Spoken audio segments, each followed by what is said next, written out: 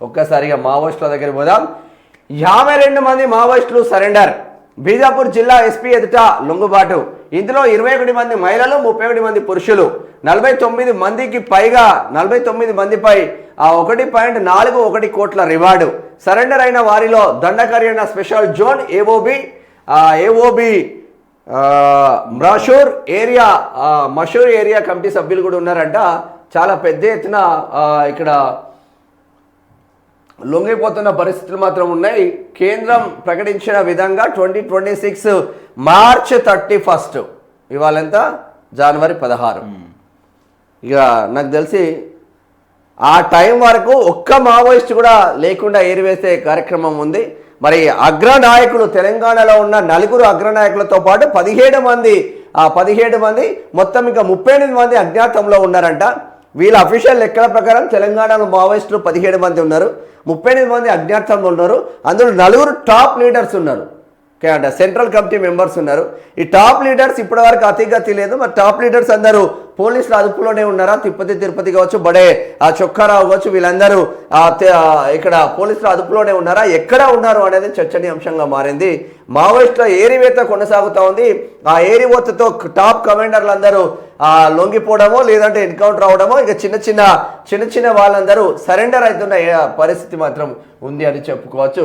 ఒక్కసారి చూద్దాం. ఈ మహిళలు ఎక్కువ మంది ఉంటారు. ఈ మహిళలు మొత్తం ఆదివాసీ బిడ్డలే. మళ్ళీ నువ్వు ఎక్కువ అబ్జర్వ్ చేయండి, మొత్తం మహిళలు ఆదివాసీ బిడ్డలే ఉన్నారు.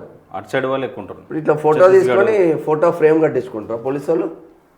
స్కూళ్ళల్లో మనం దిగుతాం కదా స్కూల్ పిల్లలు, అరే నువ్వు చిన్నగా ఉన్నావు కింద కూర్చో, పెద్దోని నిలబడరా నిలబడు. వాస్తవంగా అట్నే ఉన్నది. చిన్నపిల్లల్ని ముందు పెట్టి వెనక పెద్దోళ్ళని నిలబెట్టినట్టే ఉన్నది స్కూల్లో. చిన్న ఆదివాసీ బిడ్డలు వరుస లొంగుబాట్లు, ఎన్కౌంటర్లతో కకావికలమవుతున్న మావోయిస్టు పార్టీకి మరో ఎదురుదెబ్బ తగిలింది. తాజాగా 52 మంది మావోయిస్టులు లొంగిపోయారు. ఛత్తీస్గఢ్లోని బీజాపూర్ జిల్లా SP doctor Jitendra Kumar Yadav CRPF అధికారుల ఎదుట గురువారం సరెండర్ అయ్యారు. లొంగిపోయిన వారిలో 21 మంది మహిళలు, 31 మంది పురుషులు ఉండగా వీరిలో 49 మంది మావోయిస్టులపై 1.41 కోట్ల రివార్డు ఉందని పోలీసులు తెలిపారు. సరెండర్ అయిన వారిలో దండకరియణ స్పెషల్ జోన్ ఏఓబి బాంబ్రాషూర్ ఏరియా కమిటీ మీన్స్ మహారాష్ట్రకు చెందిన మావోయిస్టులు ఉన్నారని పోలీసులు తెలిపారు. రాష్ట్ర ప్రభుత్వం చేపట్టిన పునరావాస కార్యక్రమంలో భాగంగా వీరంతా లొంగిపోయినట్లు ఎస్పీ తెలిపారు. మావోయిస్టులు కాలం చెల్లిన సిద్ధాంతాలను వీడి జనజీవన స్రవంతిలోకి రావాలని ఎస్పీ పిలుపునిచ్చిండు. దీనిపైన పెద్ద ఎత్తున అంటే మనం సింపుల్గా అనిపిస్తారు కానీ కేంద్ర సర్కారు చేస్తున్న ఆపరేషన్ అంతా ఇంత కాదు. ఓ స్పెషల్ ఫండ్ పెట్టి సిఆర్పిఎఫ్ జవాన్లనే కంప్లీట్గా దింపి కేంద్ర బలగాలను మొత్తం కంప్లీట్గా చెప్పి ఫస్ట్ ఛత్తీస్గఢ్ను జల్లెడబడితే ఛత్తీస్గఢ్ సుక్మా జిల్లా కావచ్చు, ఛత్తీస్గఢ్ రాష్ట్రంలో సుక్మా కావచ్చు, బీజాపూర్ కావచ్చు, ఈ ఏరియాను కంప్లీట్గా పడితే ఇటు ఛత్తీస్గఢ్ ఆంధ్రప్రదేశ్ బార్డర్ కావచ్చు, ఛత్తీస్గఢ్ తెలంగాణ బార్డర్ కావచ్చు, ఛత్తీస్గఢ్ మహారాష్ట్ర బార్డర్ కావచ్చు, ఛత్తీస్గఢ్ ఒరిస్సా బార్డర్ కావచ్చు, ఈ బార్డర్లను కంప్లీట్గా సర్వనాశనం చేసిందంటే కంప్లీట్గా ఇక మావోయిజం అనేది అంతమవుతుందన్న చర్చ జరుగుతుంది. అందుగురించే మావోలు ఇప్పుడు కర్రెగుట్టల నుంచి మొన్న మా బార్సే దేవ కూడా చెప్పింది, కర్రెగుట్టలలో దాక్కున్న మేము ఆపరేషన్లో భాగంగా కరీంనగర్కి వచ్చి 2 నెలలు ఉన్నాం. అక్కడ నుంచి ఆసిఫాబాద్ ఏరియాలో తిర్యాని అనే గ్రామం ఉంటుంది. తిర్యాని అనే ఆ గ్రామం మనకు ఒక షెల్టర్ అడ్డగా ఏర్పరచుకుందామని అటు పోయేసరికి పోలీసులు సమాచారం వచ్చి ఆ మందమారి చెక్ పోస్ట్ దగ్గర వాళ్ళని పట్టుకొని ఎత్తుకుపోయిన పరిస్థితి మాత్రం ఉంది. మాధవి హిడ్మా ఎప్పుడైతే చనిపోయిండో అప్పటి నుంచి కంప్లీట్గా అంటే టాప్ మావోయిస్టులందరినీ ఛత్తీస్గఢ్లో ఏరివేసిన పరిస్థితి ఉన్నారు. ఇప్పటికీ సెంట్రల్ కమిటీలో కాదు, ఛత్తీస్గఢ్లో స్టేట్ కమిటీ మెంబర్స్ కూడా ఎవరు లేని పరిస్థితి ఉంది. ఇంకా తెలంగాణ బిడ్డలు ఇంకా 4 సెంట్రల్ కమిటీలో ఉన్నారు, కానీ ఛత్తీస్గఢ్లో స్టేట్ కమిటీ మెంబర్స్ కూడా ఎవరు లేని పరిస్థితి ఉన్నారు. మొత్తం ఆదివాసీ బిడ్డలే.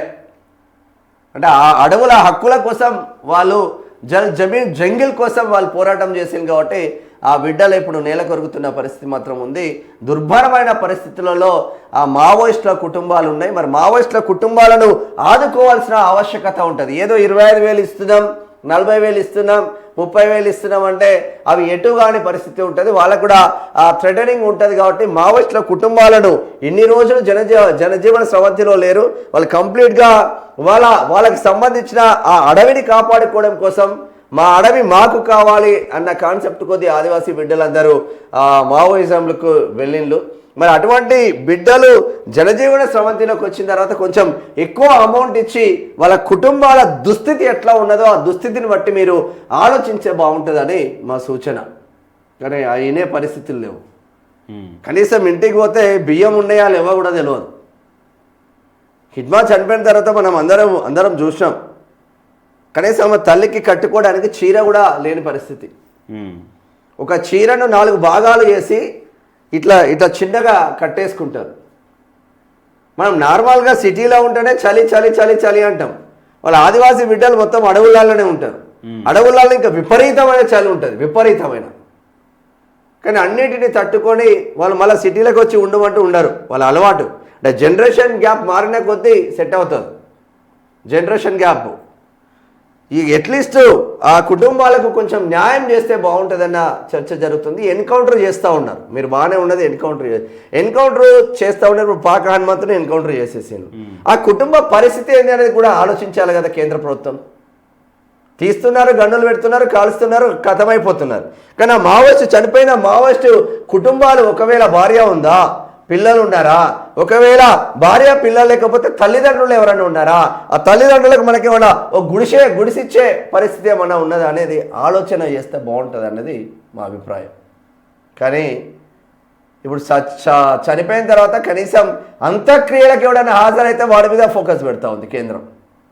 చాలా డేంజర్ పరిస్థితిలో ఉంది అని చెప్పుకోవచ్చు.